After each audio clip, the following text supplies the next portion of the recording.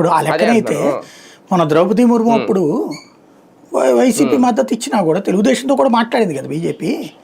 ద్రౌపది ముర్ముని తెలుగుదేశం కూడా కలిసింది కదా, పిలిచింది కదా ఎన్టీఆర్ ట్రస్ట్ భవన్కి. ఆ తర్వాత మద్దతు ప్రకటించారు కదా వాళ్ళు. కాబట్టి జరుగుతాయి అవన్నీ. అదే సార్, ఫైనల్ గా అంతర్జాతీయంగా ఒక చర్చ, మోడీతో ట్రంప్ భేటీ మీద ఒక ఆసక్తికరమైన అంశాలు ఏమన్నా బయటకు వచ్చే అవకాశం ఉంటుందా రేపొద్దున? ఎలా ఉండబోతుంది? ఒకటే ఏంటంటే నేను అన్ని పత్రికలు హెడ్డింగ్లు పెట్టినాయి కానీ అవన్నీ రాయిటర్స్ న్యూస్ ఏజెన్సీ బేస్ చేసుకుని పెట్టినాయి.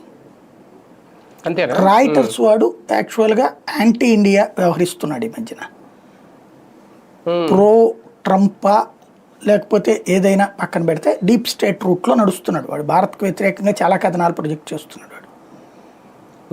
భారత ప్రభుత్వం చెప్పలా, భారత విదేశాంగ శాఖ చెప్పలా. అందులో నా అబ్జెక్షన్ వల్ల ఒక పాయింట్ ఎక్కడ ఏంటంటే భారత్ ప్రయత్నిస్తోంది అన్నాడు.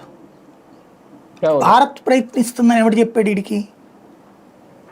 అమెరికానే ప్రయత్నిస్తుంది అక్కడికి. ఎందుకు? అక్కడ దాకా వస్తున్నాడు కాబట్టి. ఇప్పుడు క్రిందటిసారి నరేంద్ర మోడీ అక్కడికి బ్రెజిల్కి పోయాడు ఈ సార్క్ మీటింగ్ కోసం. అదే సార్క్ కాదు, బ్రిక్స్ మీటింగ్ కోసం.